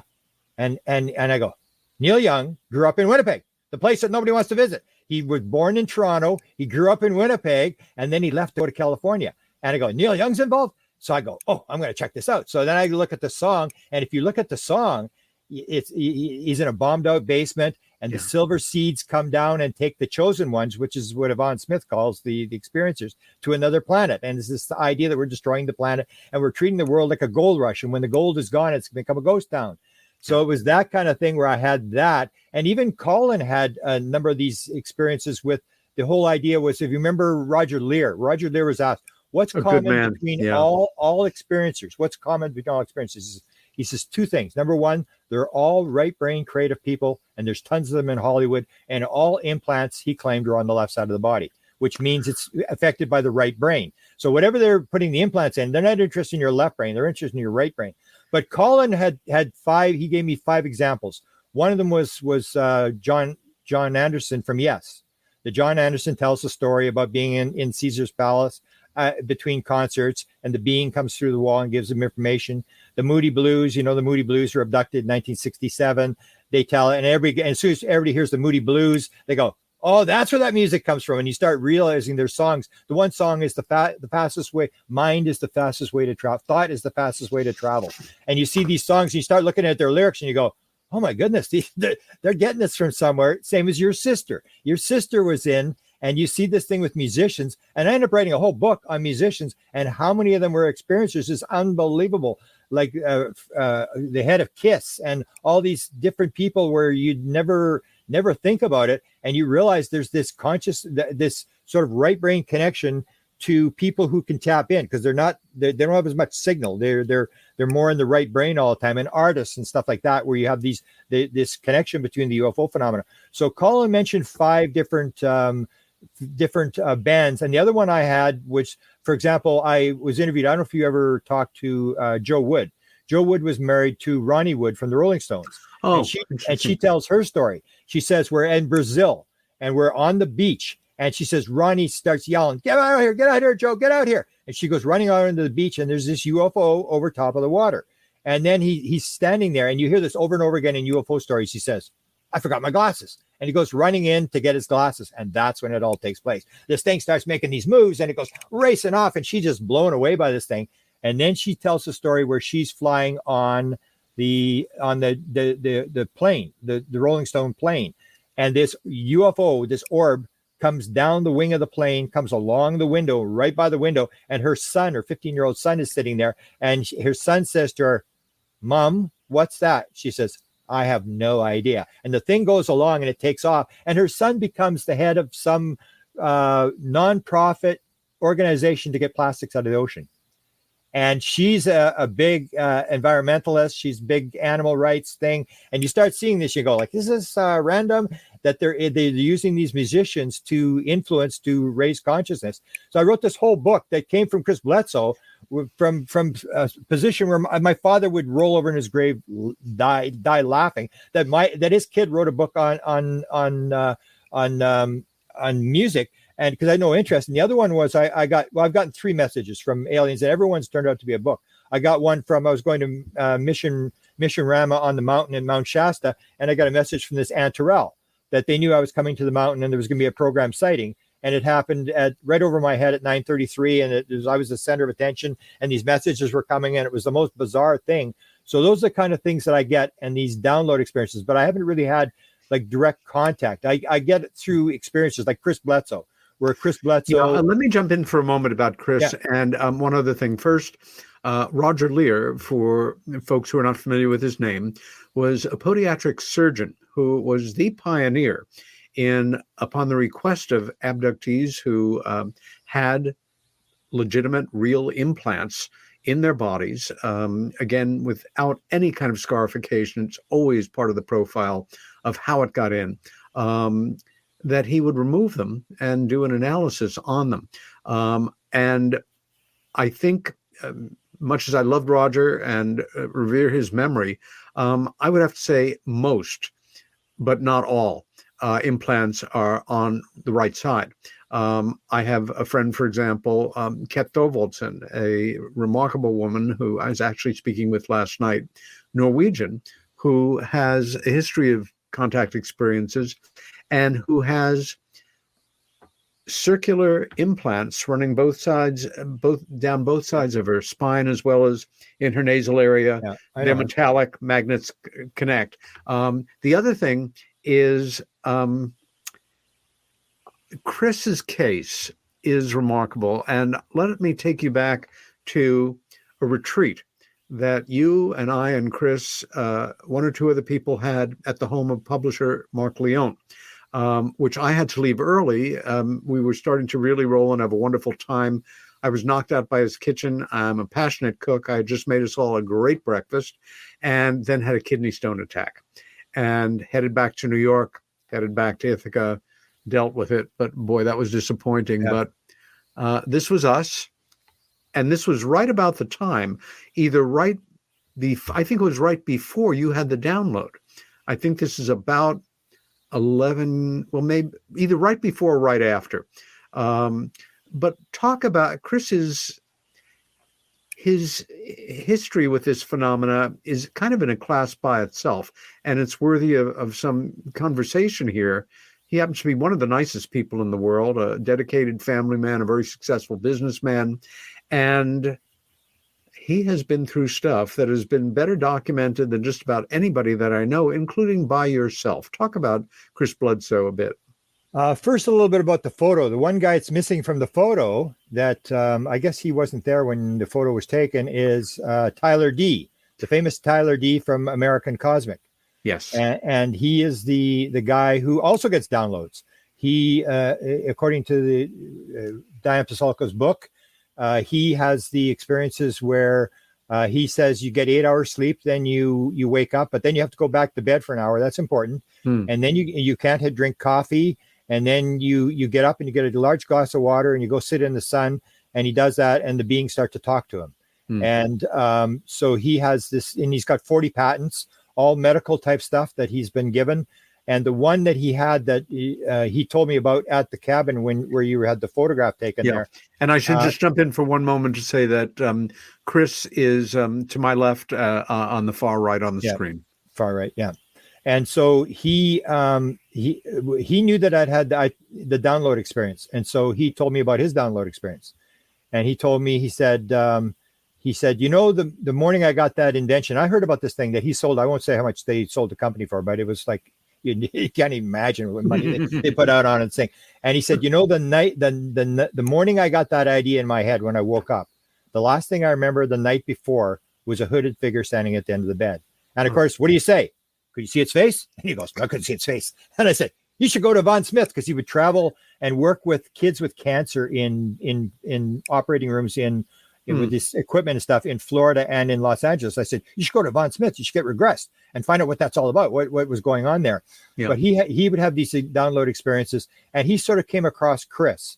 So he did what I did, is the idea that if you're not getting the material, you go find the people who are getting the material. And that's why I always say the experiencers are the important people, not the people having the UFO sightings. Yes. Because the UFO sightings will tell you, yes, something's going on. Yeah. But the experiencers are the ones that are interacting with the intelligence that's behind this phenomena. And Chris was one of these people that had this experience in 2007. It destroyed his life. He was a very religious guy. His one kid actually dropped out of school, never finished school because of this, ran away from home 3 times, and they had to go get him out of California and stuff like that. The whole family was devastated and is still being terrorized by parts of the family about this whole thing, because he lived in Fayetteville, North Carolina, which is like either Baptist or Pentecostal. He was thrown out of the church, all this kind of stuff. And he had this very sort of traumatic experience, and he was sort of praying for God to take him away, but he was healed on the night when the event happened in January of 2007. And then in 2012, the same day that I have the download experience, it's either the same day or within days, Chris has this experience where he's pulled by what he calls the lady in light. These 4 beings with the hoods, they're hooded just like Tyler D's being. They come and they say, arise, and he gets up and they take him out, and suddenly they're gone, and this big bull comes and runs him over. This sort of a bull, and he gets up and he looks, and the lady's standing there, and she's levitated in the air. She looks the most beautiful. She's all in light or whatever. Yeah. And she says to him, Chris, you have a burden, and it is yours to carry. And so I said to Chris, what is the burden? He said, it's the message. So you remember when we were at the cabin, he had 2 meetings with this woman. He hadn't done anything in 2012 at the end of the year. And that's when I met him. And she came again, took him to outer space. And that's when she said, you've got a burden, and it is yours to carry. So when we met with him there, you guys were all, you and I had no money. The rest of those guys were all multimillionaire guys. So they're all advising Chris on the Warner Brothers. Mel Gibson wanted to do his story. Yes. Mel Gibson wanted to play him, and they were going to have Julia Roberts in the thing, and they were going to throw $80 million at this thing, and it was going to be bigger than the Passion of the Christ. And Chris was standing his ground. Chris was saying, no, you can't change the movie. No. And he said, I need control of the end of the movie. He said, no, you don't get control of the end of the movie. You signed the contract. And I remember Leon and guys just saying, don't take the royalties. They were offering 4% royalties. Don't take any royalties. It's $20 for a pencil. There's not going to be any royalties. And so they were all advising Chris on this thing. And this was the third, that he was going into the 3rd round with the lawyers. And he again backed away from this thing. He never did sign the contract because he wanted to keep the story. And when Tom DeLonge took up his story, Tom DeLonge was going to do his story. He offered him huge money for the production for this whole thing, but he wanted to put reptilians in at the end of the movie. And Chris said, no, we're not putting any reptilians in the movie. So Chris had this thing. I met him in 2012. It was called The Gathering. And a lot of people are starting to pick up on him. Like Tyler D had picked up on him because Tyler D was looking at experiencers. And he had another woman. He said, I think I know a woman near where you live in Manitoba. And he said, and I said, where is that? He said, Steinbach. I said, yeah, it's like 20 miles out of the city. And he said, I'm watching her. I'm following her. And she had all these premonitions. So she would write down her premonitions. She would write down this and that. And what he was doing is using experiencers to identify what was going on through the experiencers. And so he said, "You want to talk to her?" I said, "Yeah, okay." So Tyler gets on his phone and he phones her, and I talk to her. And I still know her to this day. And she's very close. She stays off the map. Nobody knows who she is or whatever. Edgar Mitchell was dealing with her and stuff like that. So Tyler had these experiences, and Chris was one. And if you've seen some of Chris's photos, he was actually in the astronauts conference room. There's only been 350 people in the astronauts conference room ever. So and Tyler's sitting at one end of the table and Chris is sitting at the other, and there's a bunch of other people. I don't know who they are, but Chris would be taken, and he was being watched very carefully. He was told he was sort of like the ambassador on behalf of NASA to interact with these beings or whatever. And they were trying to use him to get this material. So they watched Chris very carefully, and they would do things like they would come in, very bizarre stories. They would come in. If you heard this story where Tyler comes in with these 2 pieces of metal. Have you heard this story? So you take the 2 pieces of metal and he'd put them in like Ryan's hand. He'd put 1 piece of metal in his hand, and then he'd say, "Okay, close your eyes and tell me what you feel," when he puts the 2nd piece of metal. And he would feel this energy going up his arm, and he'd say, "Holy cow." And he'd say, "You've been direct face-to-face contact with a being." And then he'd bring the other brother in. Same thing would happen. They brought in the girlfriend. Nothing happened. They brought in Chris to put the piece of metal in his hand. To put the second, he basically blacked out. He went comatose. He just tripped like that. And so that gives you the idea that Tyler, they know something. That they're playing, we don't know what's going on here. But you talk to them in behind the scenes, and you hear these stories, and you realize they have some ideas of what's going on. Same as Kit Green with John Burroughs. When I heard John Burroughs had been told to go do Vipassana meditation and some type of yoga, I said, "John, they actually told you to do that?" And he said, "Yeah." And I said, "Did it work?" He said, "Yeah, it opened up more. I could have better contact." And you start to see this stuff, and you realize that that's the kind of stuff they're not releasing. It's this weird sort of consciousness, paranormal stuff. And we all know by now that paranormal phenomena is involved. Skinwalker, they following you home. It happens with ghost experiencers and stuff. Yeah. That this phenomena it's not just UFOs. And that's what Ray Hernandez, who had his experience. I had my download experience February 26, 2012. Chris said now is saying Easter, which is about a month and a half later, where he had the lady in light. And Ray Hernandez's event with the dog, where his dog was healed, was in the first week of March. It was like a week after my event. So you see all these events, and I'm going, no, this isn't coincidence that I would have these. So I went to Chris's place in 2013. I was at the citizens hearing, and I was going to go lecture in Florida. So I'll go right past Chris's house. Very nice. He took me around, showed me where everything would happen, all this sort of stuff. And then the bizarre story that really sold me that this guy's the real deal. So we were there, and we were in the house, and I'm heading to Florida, have a rent-a-car, and I'm sitting in the living room, and then all of a sudden these 3 dogs are in the house. And Chris goes, "What are you guys doing back in the house?" And he has a big, huge black lab, whose name was Nellie. Then he had a medium-sized Heinz 57 type dog, and this little Chihuahua. So these 3 dogs are standing there looking at us. And he said, "How do you get back in the house?" And he goes, and the front door is wide open. So he puts the dogs out, closes the door. I leave to go to Florida. I get to Florida. He's got an email. He says, "You know what happened twice more after you left?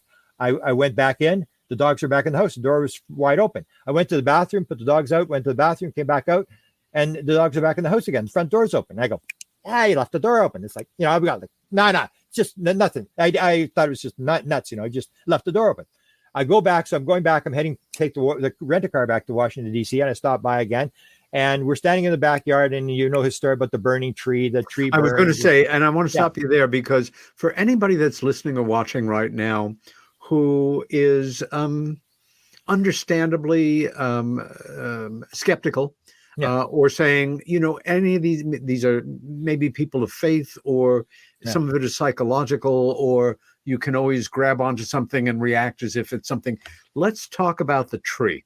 Let us talk about the history of this damn tree that kept bursting into flames, even in very wet conditions. And give us your take on that. First, set it up. So they had Diane Pasulka was involved. Diane Pasulka was an advisor to The Conjuring #1 and #2, which is $1 billion. And these 2 scriptwriters were Chad and Carrie Hayes. So they were dealing, and they wanted to get the Chris Bledsoe story. But Chris was hesitant. He didn't know what he wanted to do or whatever. And then they asked for a sign. Diane Pasulka tells the story in more detail than what I could give you. But they were asking for a sign. We need a sign that we should do the film. Yeah. And it had been raining for 2 days. Yeah. And according to the wife, Chris's wife told me they were sitting there and the back has, glass and whatever. And she said, Chris, what's going on at the tree? And it looked like a bottle rocket coming up from the bottom of the tree, shooting up, and another one. And they went, what's going on? And this is when they asked for the sign. And so they went out there, and then they got there, and then boom, the tree starts on fire. It's like been raining for 2 days. And there's a spot where, the branch falls off and there's a little hole where they put their acorns and stuff like that. And it was inside the tree. So the tree didn't die, the inside of the tree. And Chris said the fire was coming out the top of the tree because there was these, parts where the tree was dead and the fire was coming at the top of the tree.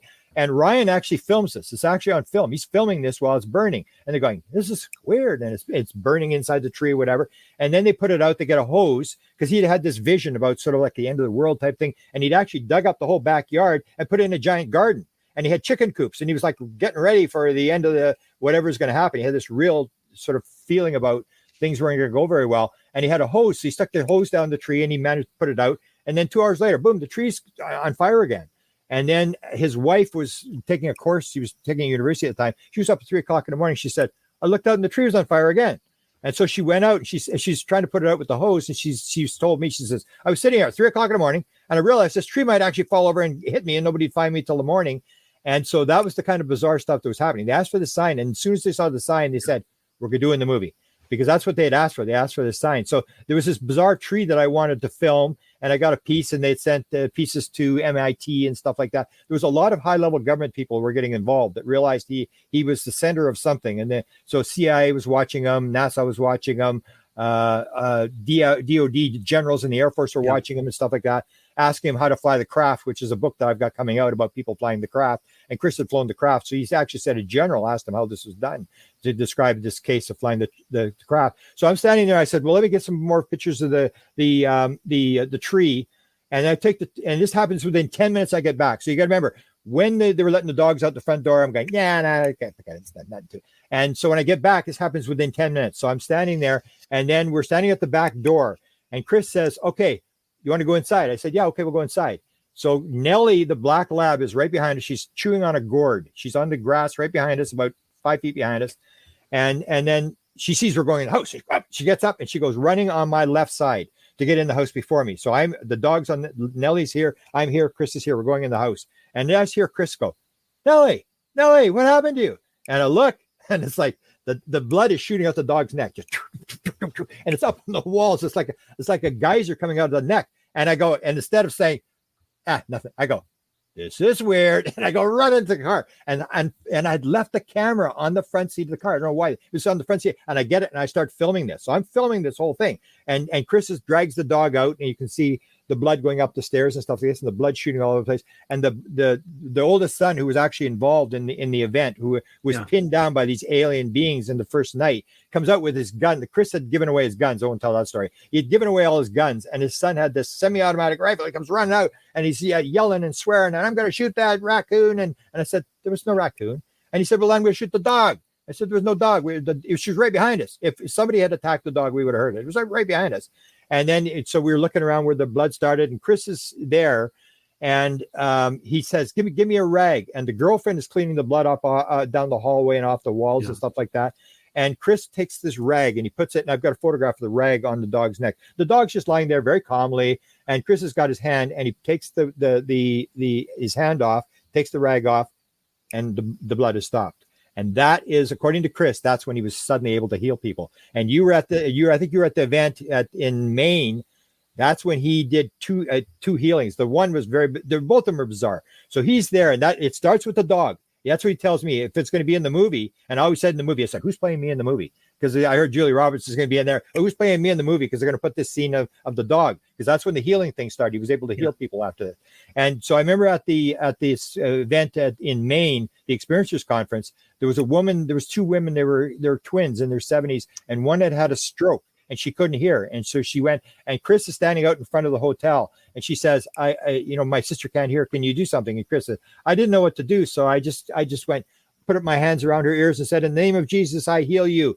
And this phone goes off, and it's Tyler D. And Tyler says, if you're ever out in front of the hotel and somebody needs a healing, go ahead and do it. And I said, Chris, I said that? And he said, yeah.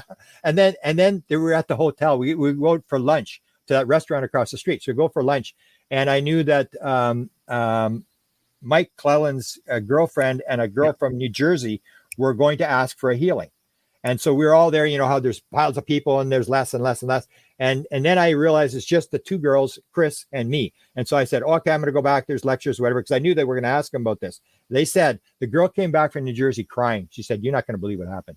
She said, the phone went off. And Chris and Tyler D's on the phone and says, if you're ever in a restaurant and someone needs a healing, go ahead and do it. And they were just devastated. They were absolutely devastated that this had happened, this connection with the cell phone, and Chris is healing people. And the woman came out of my lecture and went to Chris and said, I can hear.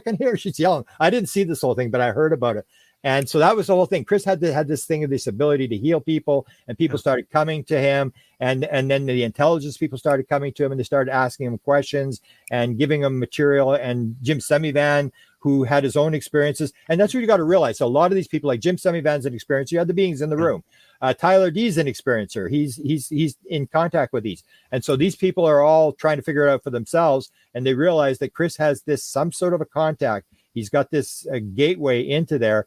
And all these people have come to him to find out what's going on. And they even said that there's an expression that was done by CIA. I went back and I checked. I said, did they actually say this? And what that was said was, because we cannot control the phenomena, we watch those that the phenomena interacts with. And there may be beings, however defined. Now, I'm going to hold you there for a moment. Again, for listeners or viewers who have been following what we're saying, one of the great manifestations of this post-download that Grant experienced for me was an explosion of writing.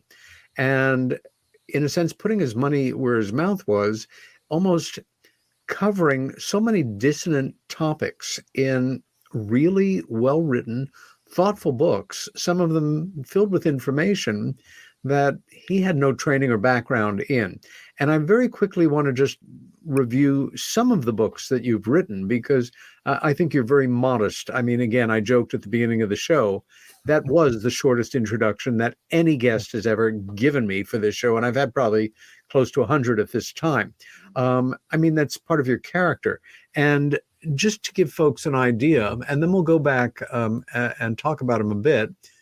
Charlie Red Star, True Reports of one of North America's biggest UFO sightings, which we started with. Yeah. Contact Modalities, The Keys to the Universe. Inspired, The Paranormal World of Creativity.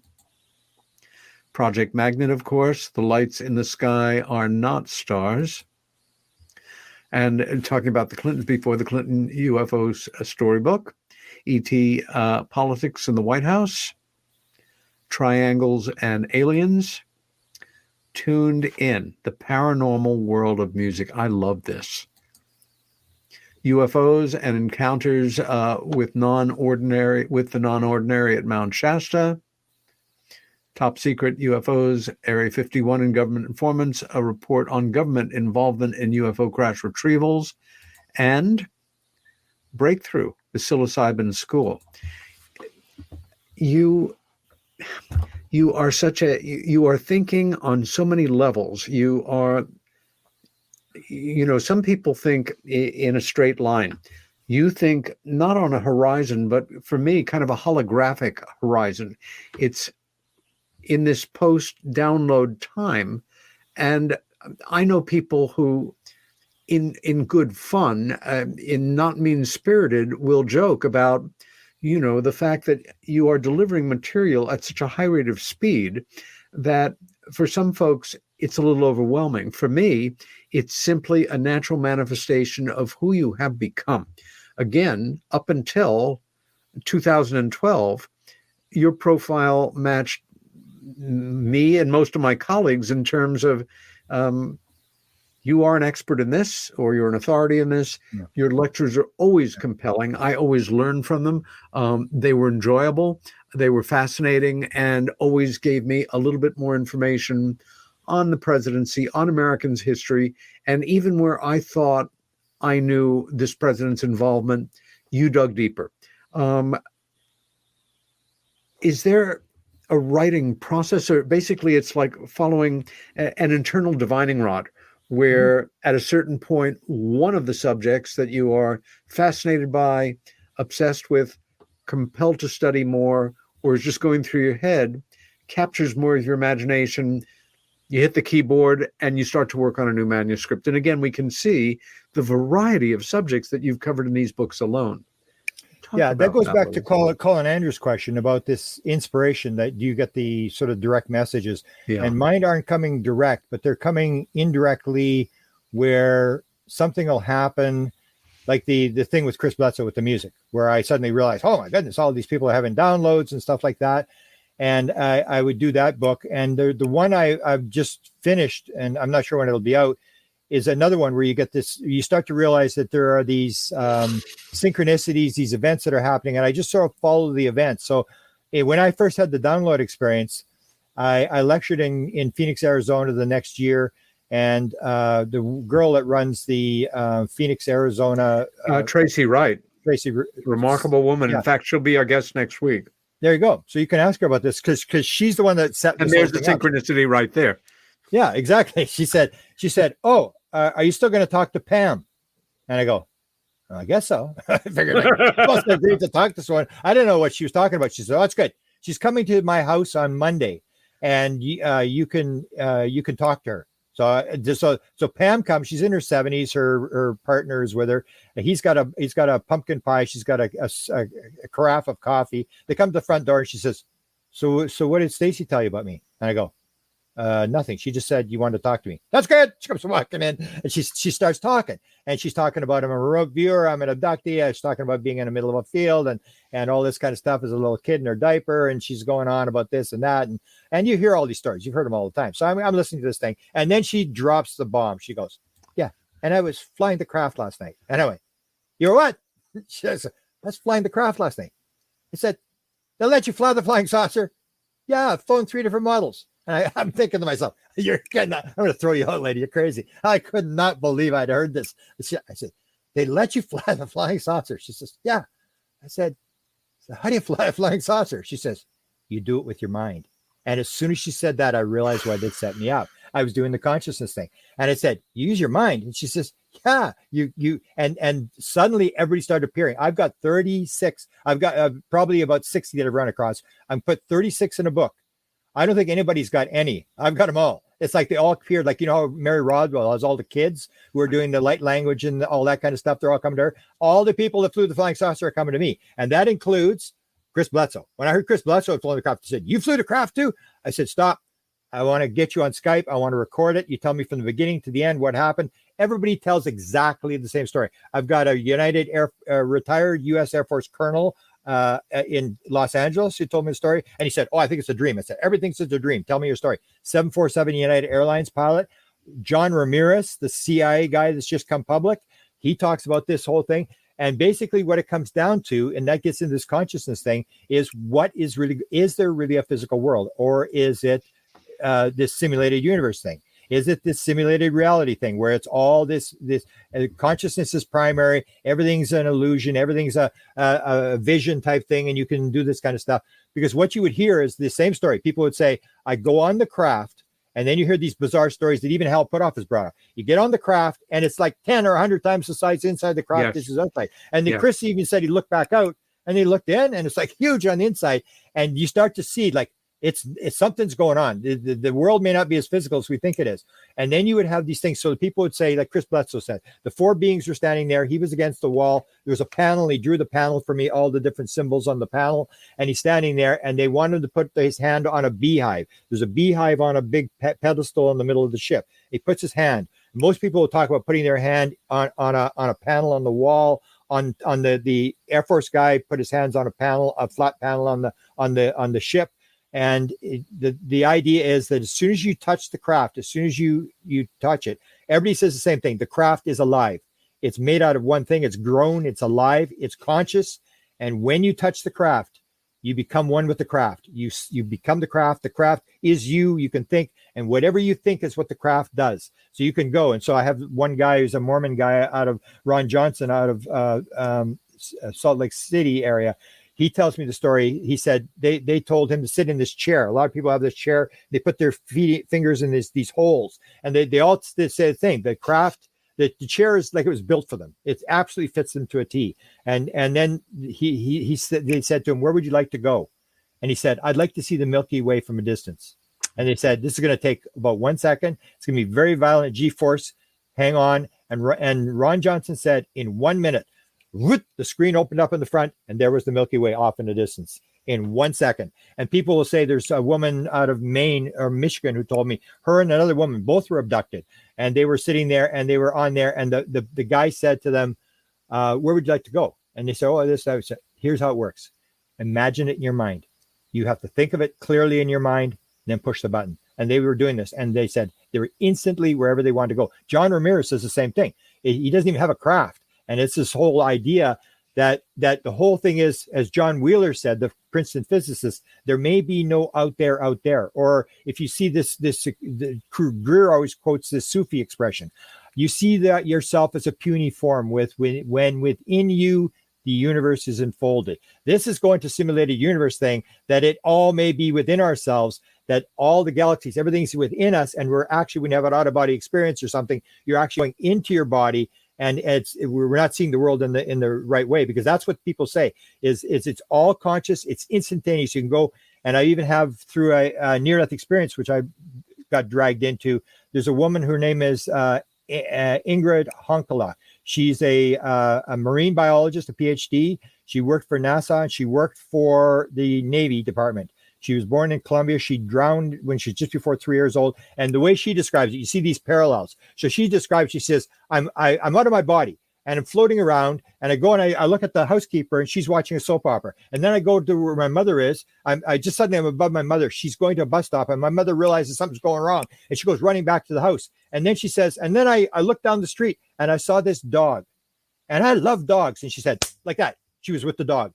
And then she looked at a park across the street, and she was instantly at the park. And then she looked at a tree. She started playing this game. She was instantly at the tree, and she thought what she wanted, and she was instantly there. And that's what these people on the board the ship are describing, is they can instantly go wherever they want by thought. Then that's how they move it around. And they all say the same thing. The craft is alive. The craft is conscious, and whatever you think is what the craft does. And they have these other bizarre things. And I even have people in the spirit world. One of the abductees, Ron Johnson, was taken into the spirit world, where he actually encountered his mother. He was walking around with his mother. And he tells me the story because he's a Mormon guy. She said, when you come, you're going to get a room in this building here. And he said it looked like a temple in Nephi, Utah. And so she says they took him to the temple in this building. She said they walked in. He said the weirdest thing was it was like 10 or 100 times the size inside as it was outside. I go, hey, that's what Terry Lovelace said. That's what Chris Bussell said. That's what the UFO people say. So are we having a near-death experience? Are we having an out-of-body experience? Are we having an abduction experience? And you start to see these parallels of people describing this bizarre thing, or out-of-body experience, near-death experience people, abductee people will talk about 360-degree vision. I'd never heard about that and people would say, as soon as I touched the panel, I had 360-degree vision. And that makes no sense. It's what Jacques Vallée calls absurd. It's an absurd story. If you're gonna make up a story, you're not going to say I had 360-degree vision. I'm not going to say I flew the craft. You're not going to say that if you're going to make up a story. And it's these absurd things that pop up in these stories that say these people are describing something. And Gary Nolan described it. Gary Nolan says, and I wrote the book Inspired. People who get inspired. And what it is you want to look at the 5%, what Gary Nolan says, the 5% of the dots that aren't on the curve.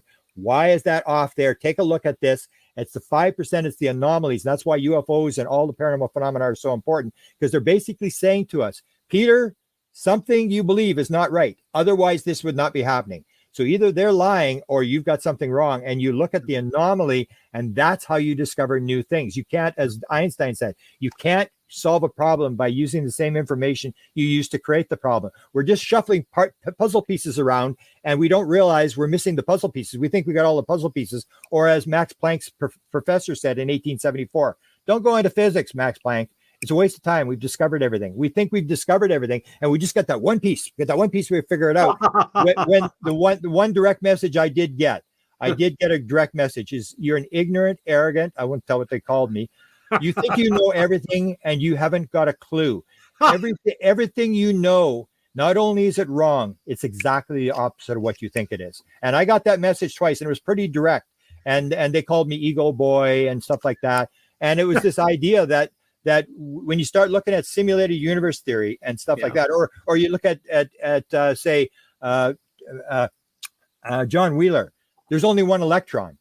I mean, this is a high level Princeton guy. I mean, if that kind of stuff is true, or if simulated universe, or the one example I showed the other day, if you have an out of body experience, so you have an out of body experience and you're looking down at your body, you suddenly realize you're looking at the brain. You think the brain is creating consciousness that's looking out through the eyes. No, I'm here. This is the awareness. I'm looking and their brain is there and that consciousness is not there.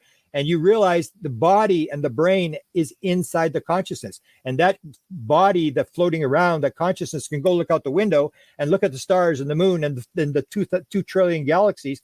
That's in the consciousness as well. And that's the thing that starts to shift is everything inside consciousness. What is primary? And the original quantum physics guys were idealists. They all believed that consciousness was primary and that matter was secondary. And it wasn't until World War II when everything shifted, because in World War II we invented the atomic bomb, we had proximity fuse, plastic explosives, jet engines, all this kind of stuff, nylon, synthetic rubber, and we suddenly realized that we could use this guy. So it was the old thing: shut up and calculate. Don't worry about the philosophical implications of the dual slit experiment or all that kind of, the equations work, just make technology. And so that's where we've made the shift from the philosophical question that you and I would look at is what's really going on here, to the thing is, who cares? Can we make some money out of this? Can we get some metal? Can we back engineer the craft? Can we do this kind of stuff? And this kind of stuff. That's where it's shifted. And I've always tried to stay with the idea of what's really going on, because the physical universe, the physical and is just that little tiny spectrum inside this unlimited spectrum of everything. And the more we go, the more we realize that what we believed 100 years ago, we don't believe anymore. And 100 years from now, we're not going to believe anything we believe now. Hold that thought for a moment, and let's go back into that quirky little thing of real nuts and bolts, which seems so strangely charming at the moment and very arcane. A question that a friend asked me, what, if anything, do you know, the way he put it, of Monty's happenings with the Sapphire Project or Project Earl? No idea. Okay, very good. We continue on. Well, let me give an example that shows, and it hasn't gotten enough recognition. This is Leslie Kean, and you would know the story. Leslie Kean wrote the story for the New York Times, has done more than anybody to move this thing along. Yep. When I got a chance to interview Leslie Kean, I could only ask one question. I just was going to say, Leslie, tell me the story about the hand. You actually see this hand, Leslie? And she said, yeah, I saw the hand. And she's at a physical medium seance where these people can make stuff come in, physical stuff, drop out of the ceilings and stuff like this, ports, manifestations. And I have a book on ports and manifestations coming out as well. But so she's there. And I said, describe the story, Leslie. Tell me exactly what happened. And that's what I think is happening between the nuts and bolts aspect. Because people always say, well, there's nuts and bolts. There are physical crafts. Yes, there are physical crafts. There are physical beings and that sort of stuff. But what's happening? So Leslie says she's sitting at the table. There's a red light underneath the table. And this water stuff starts coming up onto the table. And she's looking at this stuff. And all of a sudden, this arm starts to appear in front of her. And she says she actually touches it. And she can feel it. It's like a baby. And she can feel the knuckles. And she said she's felt this a number of times. And then the thing bangs on the table to show that it's real. And it just sort of filters away back under the table and disappears. That's what I think is going on. Whatever's on the other side can come in. It can manifest itself in a physical being. And then it can go back where it came from. Whereas we think we're stuck here in the physical. We can't do that. And you see this over and over again. There's an experiencer. If you haven't interviewed him, you should. His name is Yossi Ronan. His book is sold number one for quite a while. It's called One. He's a guy out of Israel who had an experience in 1983, and he talks about the same sort of thing about the beings are in the room and they're green. They're like grays, but they're green beings. And he's interacting, and he can actually go back and get more material from them. Go back to think about the event, and he's in there, and they're talking to him, and they say, when we enter your world, we need to have a body. We can take it whatever body we want. We can do whatever we want. You can do the same thing. You just don't realize it. And so he said, when they leave, he describes how they leave. They hold hands. They make a circle. They hold hands and they start to rotate around and then rotating around and around. And they're going faster and faster and faster and faster.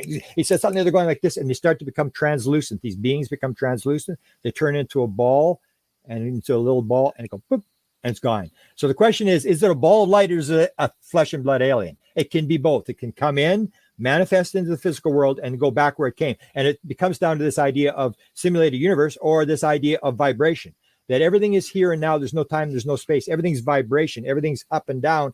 And when you change your vibration, you move into a different reality, almost like Rene Descartes said. And people talk about the scientific method. They talk about skepticism. They don't talk about Rene Descartes saying the dream is indistinguishable from real reality. We think we're in the real reality. When you talk to people who have had near-death experiences and out-of-body experiences and stuff like that, they'll lucid dream. They'll say that's the real world. You're in the dream. And that's when you start to, that it all becomes very squishy. And I think we're going there because now we got science pushing this simulated universe theory, and people are starting to accept that this may be true, that it may be all this sort of, it's just stuff. Or if you've done Hoffman, Donald Hoffman talks about the fact that everything is just an icon on the desktop. You can never see reality. You're always looking at a desktop icon that's in between you and the reality. Almost like the guy who started Pixar films talks about a pixel. He said, everybody thinks they know what a pixel is. A pixel, you blow the film up and it has these little boxes. He said, that's not a pixel. He said, a pixel is a one-dimensional object. You cannot see a pixel. And what they did, and that's how you can do photographs now with the processing power of computers, is what they do is they use this Fourier transform mathematics, which is used by the brain, and it's also used by holograms. That's where they got the idea of the holographic brain, that all the material is in the brain, but it's not in any one spot. And there's you can unlimited amounts of material. They take the processing, they take the one-dimensional pixel and they stretch it and it becomes two-dimensional. Then they can use it and they put it into these little blocks and make photographs. But the pixel itself, you can't see. And he said that he spent his whole life trying to convince people you can't see a pixel, and everybody thinks they know what a pixel is. It's this object, when in fact the reality is always going to be that we can't really see the reality. We're always looking at something in between. We're driving a video game, and we think we're actually driving a video game, a car. We're not. We're just, there's the reality is in behind with the electronics and all that kind of stuff. So that's where I think we're going in the UFO world. I think we're starting to realize that it's becoming less and less physical all the time. It's this idea that it may be this very weird thing, and that's how they can pop in and pop out, because we're making these false assumptions. It's almost like we still believe the world is flat because it looks like it's flat. We believe the sun's going around the earth.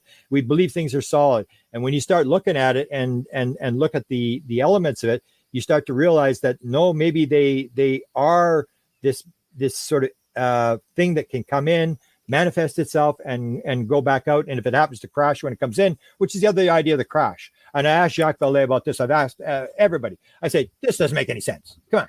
The thing comes across the galaxy, dodges black holes and galaxies and stars and whatever, and it gets here and it crashes.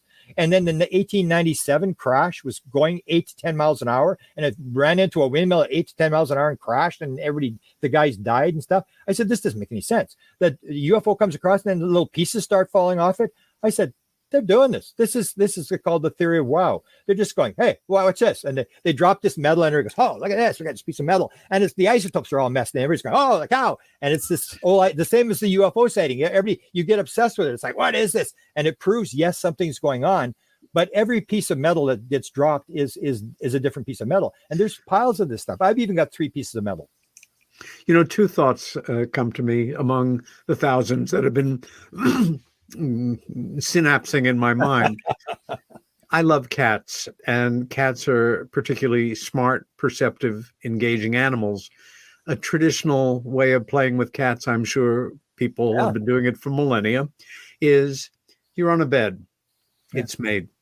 The cat's on the bed. You show the cat your hand. Yeah. The cat acknowledges it in its own way. And then you put your hand under the covers and you start to move it. Now the cat has seen what's happened, but all of a sudden the ears flatten out, the eyes get big, the whiskers go forward, and it is totally 110% engaged in the movement and the mystery of the movement and how this is all happening. And then you take your hand out, you show the cat the hand, returns to normal, put your hand back. That on a certain primary level, this is us engaging with the universe. Yeah. Another thing, Grant, you've done something here that I've never experienced not once in my history, not that it's been huge as a broadcaster, we had some very interesting supportive commentary from our chat room. You have shut it down, which I interpret as either everybody has left or gone to sleep or killed themselves, or this has been that engaging a narrative. And that in itself, I think, says a lot for people who have been following or attempting to follow what's been going on here, who may be saying to themselves or not, I am living, I guess, a fairly ordinary life. Or if what Grant is saying is true, I'm living in the dream, and I don't even know if I've ever broken through into the reality. I would like to have some kind of experience of download, or to be able to open myself up to everything that he's talking about and have some experience of it. Any thoughts for somebody who is in that mindset? Well, the contact modalities talks about 70 different modalities, and it's like head injuries, trauma. I even say, can you be spiritually enlightened without suffering? I don't think you can. It's like this idea that there's something that triggers it. Whether it's a head injury, or I even said the thing with the beings. Why does a being come into your room and poke you? Peter, wake up. What? And then you look and it goes, this ugly looking gray thing, and you go, oh my God. And they're forcing you to dissociate. And they say, okay, they tap you on the head and say, okay, go back to sleep. And the person goes back to sleep. Okay, he's ready to go. And they take you. And this is it's the ability to dissociate, to remove yourself, because the ego's hanging on to the physical world and it's got everything under control. And that's where I look at everything sort of different now, where I see they're doing something and they understand how this works. Otherwise, none of that sort of makes sense. I just want to make a comment. You talked about the cat with the hand. The one I often show that sort of symbolizes what's going on is the cats. There's a whole pile of cats in a kitchen, and somebody's got a laser, and they're going around, and these cats are over top of each other, and they're chasing the laser. And you can do this for hours. And I think that's what we're doing. We're just basically sort of chasing this thing around and not especially the UFO sightings, because people are so obsessed with the UFO sightings. It's like they talk about the Rendlesham, and it's like Rendlesham was a UFO sighting. Nimitz, that was a UFO sighting. Get over it. It's like Jack Ballet says, time to get over it. I mean, it's a UFO sighting. It's like you got to get past that and get to this the idea of experiences. But when I wrote the contact modalities, it was this idea that it's the ability to dissociate, and that's where musicians can do it, and people who aren't tied into being very physical. And there's all sorts of ways. Even the thing with the Conan, this I think it's called a Conan. I didn't even know until I wrote the book, where this idea, what's the sound of one hand clapping, and there's a whole pile, and there's hundreds of these things. And what it is to give the left brain something to do. And it goes, what is the sound of one hand clapping? And the left brain is sitting there trying to figure it out. And meanwhile, you've opened up the channel, and you can do it. So you get people who can do it, and some people can do it better than others. It's like music. There are musicians and there are prodigies and stuff like that. So it's a matter. I've wanted more myself in terms of like what Carl is talking about with actual voice and stuff like that. And sometimes I'll call out and nothing will happen and stuff like that. But mine come very sort of indirect. And I've written 3 books on messages given to me by aliens from other people. It always seems to go. So you just follow your path, and it sort of leads you where you're expected to go. Grant, our time is up. There you go. We have just had a 2-hour missing time experience, except that it's been a totally engaging time experience. Thank you so much, my friend, for coming on and thinking out loud to us. A big hug. Stay well. I look forward to seeing you back on the trail as we mortals continue to chase those laser dots. This is Peter Robbins with my very special guest this evening on Meanwhile Here on Earth, Grant Cameron. If you enjoyed this show, please tell your friends. See you next week. Stay well, stand up for what you believe in, and be kind to each other.